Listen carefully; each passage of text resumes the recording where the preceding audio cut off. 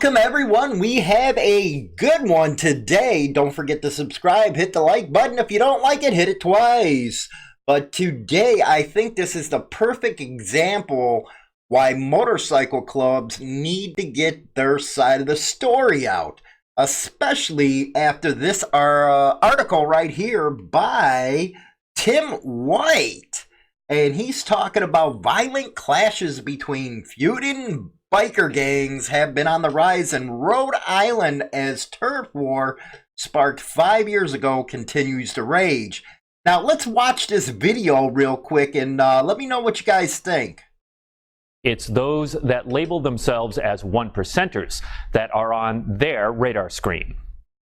This surveillance video obtained by Target 12 shows firsthand how turf battles between feuding biker clubs can play out. Gloucester police say members of the Lost Horsemen Motorcycle Club, which is affiliated with the Hells Angels, used bats to smash up a building occupied by a rival gang affiliated with the Outlaw Motorcycle Club. The problem with the Outlaw Motorcycle gangs is it doesn't matter what time of day it is, where you are, if you see a member that's a rival gang, you're expected to do something about it. Whoever else is around is just kind of collateral damage, and that's the scary part. State Police Detective Ryan Mahoney says they tracked another violent clash, this time in Providence, a brawl between rival clubs in broad daylight. When police got to the scene, the bikers were gone, but this clue was left behind. Sunglasses. Notice the 81 on the side. H is the 8th letter in the alphabet, and A is the first.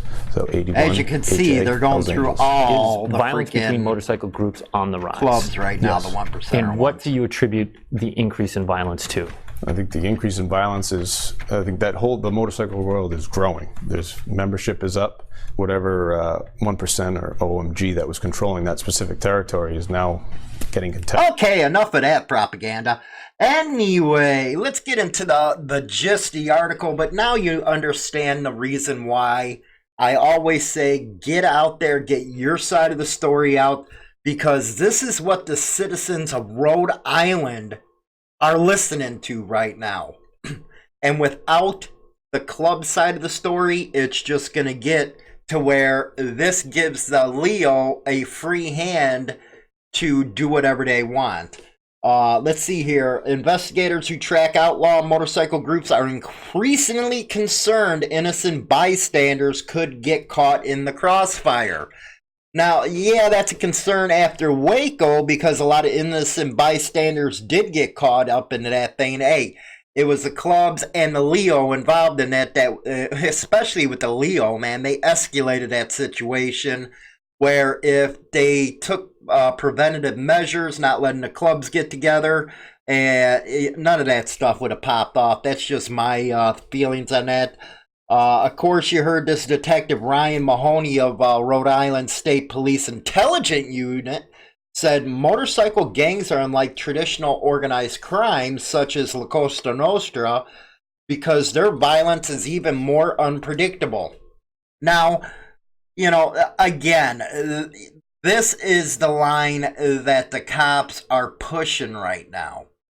And it's real important.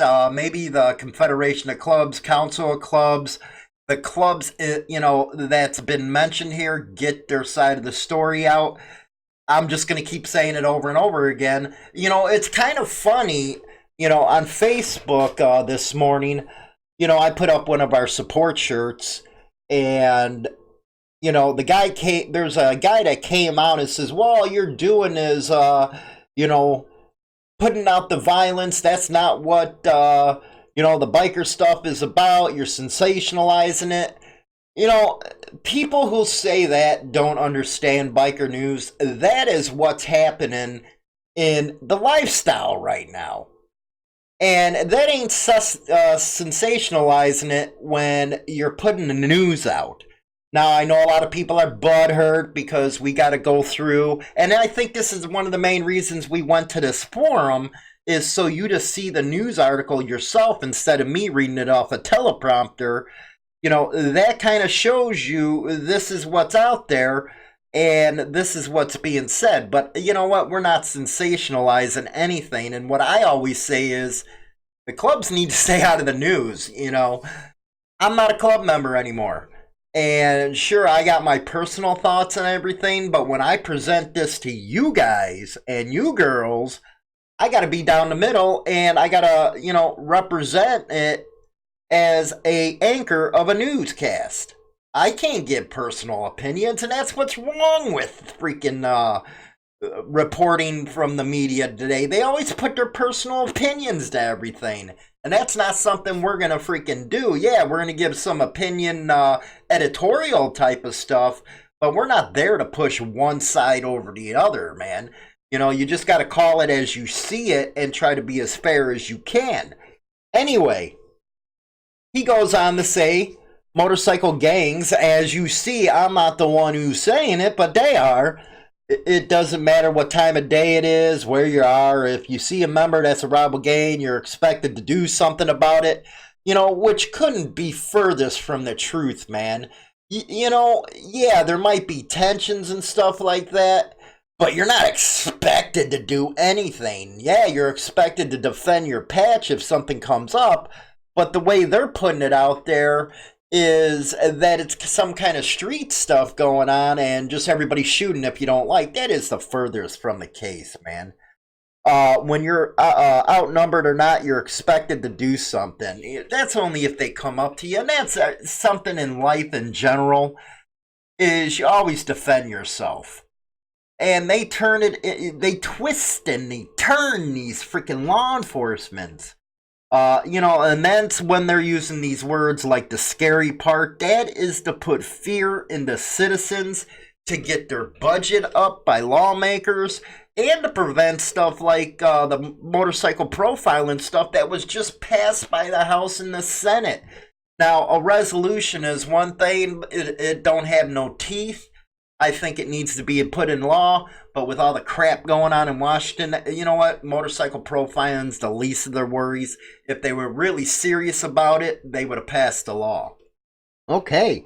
The 2017 incident included a brawl in the streets of Providence, later identified as thug riders taunted member of Hells Angels by driving past their Mesner Street clubhouse and revving their engines.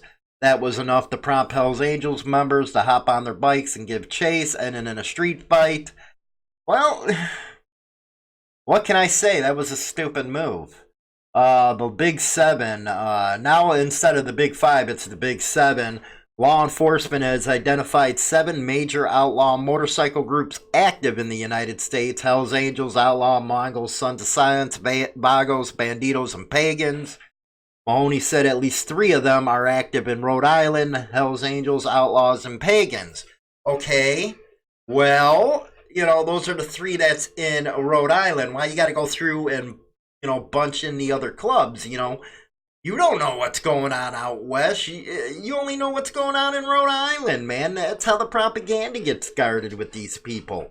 Mahoney said another group may be trying to plant roots as well. We have intelligence received through sources and through other law enforcement agencies that several Mongols have been sighted in the area. So they're going back and forth to runs. Really? Come on. The growth in clubs in the region marks a seismic shift from when the Hells Angels had a stranglehold on Rhode Island as the only major club in town. From what I see, he don't even know what he's talking about. You had a lot of pagans up that way too. That changed when the Outlaws landed in Woonsocket. Said the arrival of the Outlaws sent up warning flares in intelligence and law enforcement circles. You know what you guys out east need to be worrying about right now instead of the clubs is MS-13. They're going around, chopping people up with hatchet and knives, and yeah, that's what you need to be worrying about out there. Anyway, let's see what this video has to say, shall we? Law enforcement growing more. Let's check it out, see what it says. Ashes. Yeah, it's the same one. I don't want to hear from that schmuck again. Anyway, Woonsocket said he reached out to the Outlaws after being a chief. They notified us on the specifications when they are going to have some large gatherings, so that helps us adjust our resources to make everyone sure as everybody is protected and they admit monitoring their activity. But AOA reaches out to them and say, hey, this is what we're doing. We're not doing anything, behind the scene. We're doing it all in the open. So if you want to come, check us out. That's why I like AOA, man. They're always out there with their public relations and stuff. We just did a piece with them, in Indiana, Anderson, I believe it was. And that is the best freaking plan right there, is to be proactive instead of reactive. When something goes down, people know what's going on. They see your name mentioned in the newspaper. You had representatives out there telling these people what was going on. So that's the perfect way of doing it. But some clubs are stuck in the 1970s and 80s.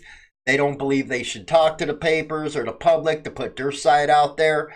And you know what? That's just not possible in 2019 now. You got to have public relations or the crap keeps on coming down.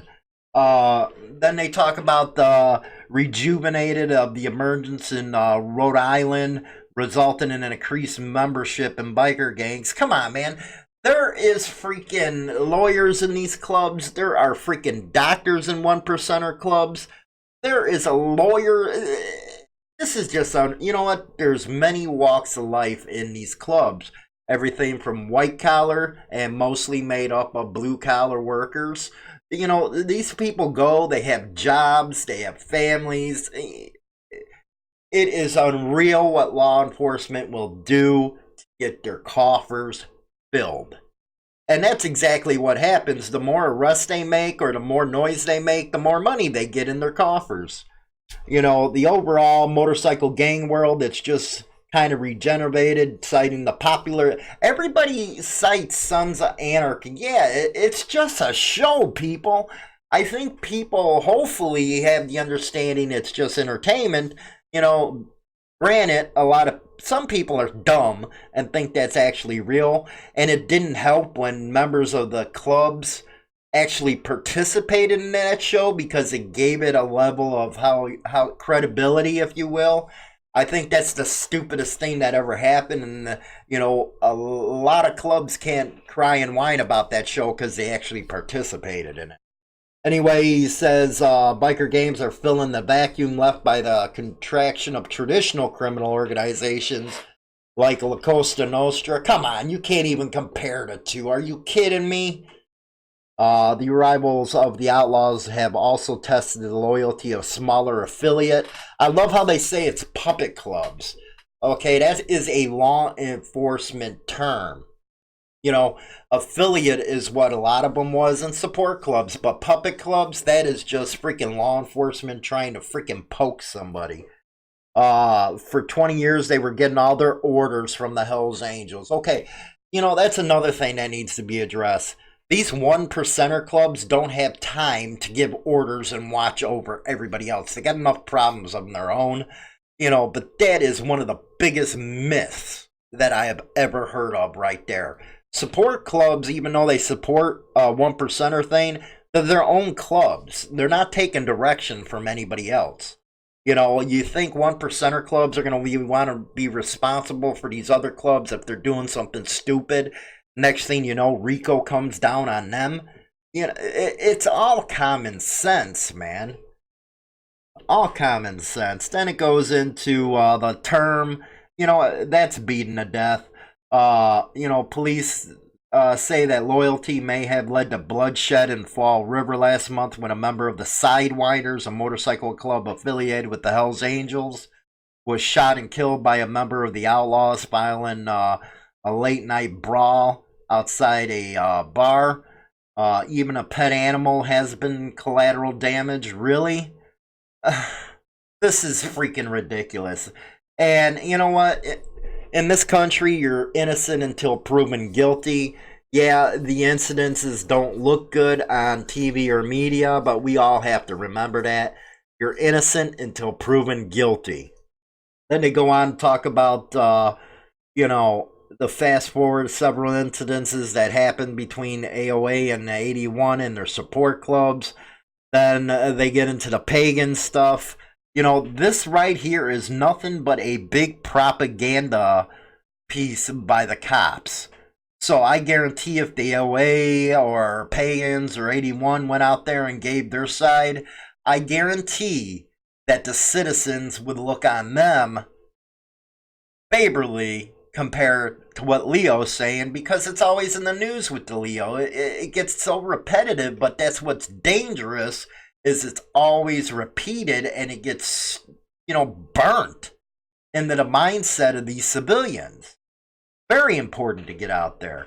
Anyway, that is that right now. It was titled, let's see here, Biker Gang Turf Battles Fuel Rising Violence in Rhode Island by Tim White out of WPRI. Let me know your thoughts on this story and leave your comments in the comment section below. And don't forget to support clubs, or support merchandise, not club, from Insane Throttle Biker News. You can find the link in the description box. Also, members only section, man, where I put out material that only the members see. $2 a month. Can't beat it. Link in the description box. You guys be good, and I'll see you on the next segment.